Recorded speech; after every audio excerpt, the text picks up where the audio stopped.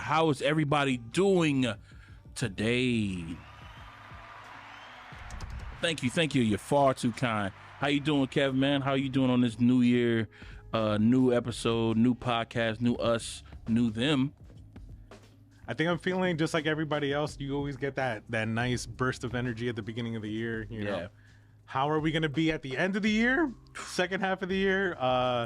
Kind of like how everybody looks when they're about to get off of work, just over it. But or like anybody who just like throw a grenade behind them and just walks away. You're trying to be cool, but it's not that cool. It's just every Michael Bay movie, basically. Yeah, every Michael Bay movie. We're at the. This is the beginning of the Michael Bay movie, where it has a lot of hope and promise. But then at the end, we're gonna be just like Shia LaBeouf, new tattoos and on the verge of saying the N-word. You never know. Rockstar Games finally released the first trailer to GTA 6. This was something that a lot of people, including me, were highly anticipating. Yes. And it finally dropped. What's one thing that they have to have in that game that they cannot skip out on? Ooh. If they really want to capture like the essence of South Florida? Going to a grocery store and the person, like, if you're gonna buy like groceries and stuff, the person not being able to, they don't speak a lick of English. Like if like in a GTA 5 online, you go to a grocery store and the person, they have an accent, like, and you know, you can hold them up and stuff like that, and you can just buy groceries and they say, oh, thank you, have a great day. But I want the person not to speak English at all, like nothing at all. Like it's either Spanish or Creole, and they're just speaking their language and we're communicating fluently. I don't know what they're talking about, but we get the gist. We both get the gist, and it's perfect. It's what's that? Semiotic relationship. It's like how jellyfish, how like a jellyfish lives. Like each part is its own entity, but they live in symbiotic society. I love that's how South Florida is. Complete. You get the point across without actually vocally understanding. Because all you gotta do is just point at like. And you know, she'll be saying like, yeah, I know the can says 99 cents, but it's really 105. And you like, come on. And then she'll look at you and say, all right, just give me the dollar. Just give me the dollar. And then you're good to go. I want to see Ultra. Oh. There has to be a mission where you have to save. I don't know why I've always fantasized about this. You have to save Steve Aoki because he's from Miami from being assassinated, but you have to deal with the traffic getting to Ultra, the ocean of cars. Yeah. And then when you get there, everybody's fucking high as shit. So you're trying to maneuver through this crowd just to get on stage to save him from this assassination. You're getting high by contact, so that'll and it'll fuck you up even more. Yeah, I could definitely see that shit. I could definitely see that.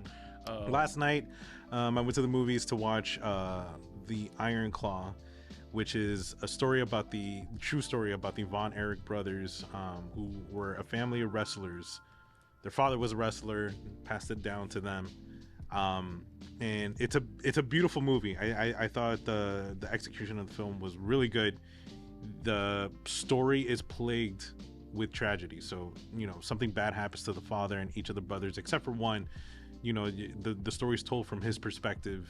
He's the last surviving member of the family. But as sad as the movie was, I was actually shocked when I went home, and because I really didn't know much about this family. I got into wrestling in the like mid 90s when we had, you know, the Undertaker, Stone Cold Steve Austin, The Rock. So all the stuff prior to that, Attitude Era. Yeah, all the stuff before that I wasn't really privy to. And when I went home, I did research on this family, and I saw there's this amazing documentary on Vice that they did on the family that's really good. I saw that, and I was actually kind of shocked that the director left out one of the brothers. There was a Chris Von Erich that they don't mention at all. It's like he didn't even exist in the movie. He also experienced tragedy as well, and I was actually kind of upset afterwards when I found out that he omitted at that out of the story, the director. And Now I don't know how I feel. I gave this. I posted on my Instagram. I gave the movie 4.5 out of 5 stars. But now that I hear that, I'm like, I don't know if I want to give it the same score, because I think he also had a very interesting story where Chris Von Erich, you know, he wasn't like physically, he wasn't up to par with his brothers. His brothers were freaking like 1.5 feet, 2 feet taller than him. You know, they were just big Texas guys, and he was kind of like the shorter brother, had all these like medical problems, like as far as asthma and things like that. His bones were more brittle, but once he saw that his all of his brothers were dying one at a time, he kind of wanted to like stand up, put himself in the spotlight, you know, and keep the name alive, but he just physically couldn't. And because of that, he went into depression, committed suicide. And I would have loved to see that in the movie. I think that would have been an interesting thing. But I mean, other than that, without knowing that of the story, the movie that I saw last night was really good. I was really impressed by Zac Efron. Zac Efron actually did have an incredible performance. Pat, you had a comment about what we're leaving back. Yeah, what we're leaving back in 2023. So these are my takeaways from 2023 that I just need to put out there just so I can get it out. Rappers having random hobbies. I'm a fan of that shit. I'm 100% a fan of that. I saw that Twister is a competitive shooter now, and he actually has a video that I saw on Twitter of him singing, rapping Overnight Celebrity while somebody in the background is shooting a gun to the beat, and it is fucking dope. I was like, oh shit, I didn't know that Twister was into competitive shooting, which is like, it's a random fact, which is dope. Redman skydiving. This dude is not even doing tandem, so that means that he got his hours in, which is fucking great. And he is skydiving, and I didn't even know that was a part of his little side quest. The fact that he's doing that kind of shit, you know, it kind of gets you to like, damn, man, maybe I should start venturing off. And I hope it's doing that to a lot more people, because there's nothing better than seeing like rappers who I used to, you know, listen to heavy when I was in my younger days, and they're doing like venturing off of rap, other than doing like, you know, the traditional like, oh, I have my own sparkling water, or, you know, I'm doing stuff, I'm in the fight game or something like that, you know, I'm managing and stuff like that. You know, they're doing like other things like, I don't know, like bee collecting or some shit like that. If they do something like that, I'm like, yeah, hell yeah. I commend you on that kind of shit. You're doing something that's off the beaten path, and I am a fan of that kind of shit. Things that I want to be left back in 2023. Stand on business. I told you this off the podcast that there's some people out here who are saying this phrase, and it's like they're not standing on shit. They shouldn't be standing on stuff because you live in the suburbs, which I'm not knocking the suburbs, but it's like, nah, this is you. It's not the same business. You feel me? And I told you another thing. I don't like the fact that AAVE is being used a la carte by people who are not, who are not around like African Americans. They are basically cherry picking different AAVE vernacular from different areas around the United States. Like, oh shit, I like I like this word that they're using over here in California. Oh, I like that they're using this in New York. I like how they're using this shit in Miami, Georgia, Ohio, and all this other kind of stuff. And then they're making this jumble soup of words that when it comes out of their mouth, you don't even know where the fuck they're coming from. It's like, what set you claim? Where you hail from?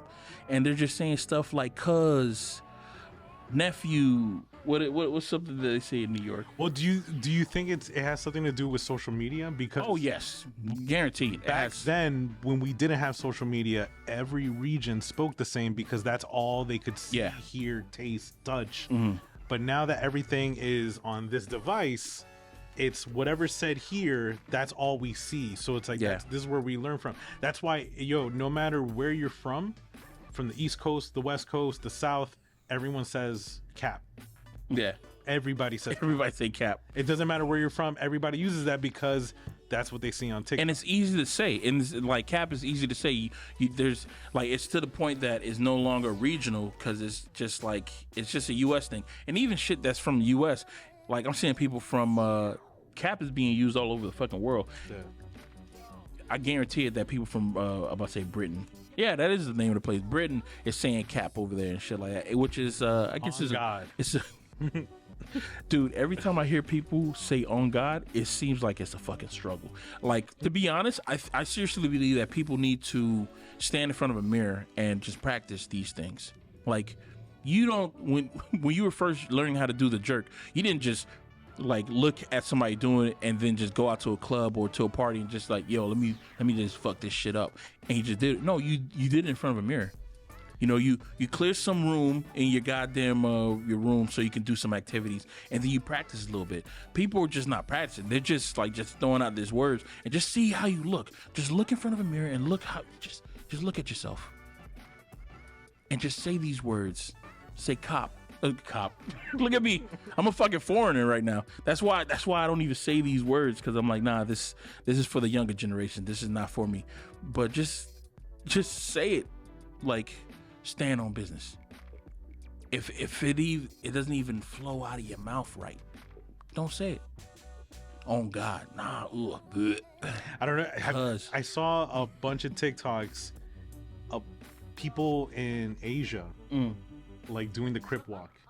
Oh yeah, they're doing these videos of doing the Crip walk, and they're even dressed like cholos doing the Crip walk, and it's like. Bro, you even got those cultures confused. Yeah, it's like you didn't even get that accurate. You're it's one of those things like it gets lost in translation. It's like 3 degrees of separation. Like it's been like what you call it, the African American, not even African American, like just the culture of America that usually is kept down is praised in other countries and praised in regions in the United States that usually if those people who are part of those cultures were to be in those neighborhoods would be shunned, are getting praised in other areas. But since they're seeing it being like online and stuff like that, they're just getting the light, they're getting like sprinkles of what it really is, and they're just using it just because they like it without knowing the history. There was an interview that was done with people from Japan who were doing like drill music, and they were asking, do you know where the music come from, or do you know like the history of it? And they couldn't, speechless. They didn't know what it was about. They didn't know any of the history about it at all, which I guess is just, it's disheartening, but I guess is like, on top of that, it's like, okay, I see that you don't know about it, but I see that the culture of the United States is touching you and you guys are embracing it, but you're not embracing it entirely. And that's kind of disheartening because the way that the way that I embrace culture and from different things, I'm like, oh, I want to know more about it, but I see that the world is not like that, and not a lot of people are like that kind of shit. But I don't know where to take this. I'm not a serious guy. But I do have serious thoughts sometimes. And Stephen Hawking was on Epstein Island at the end of the day, so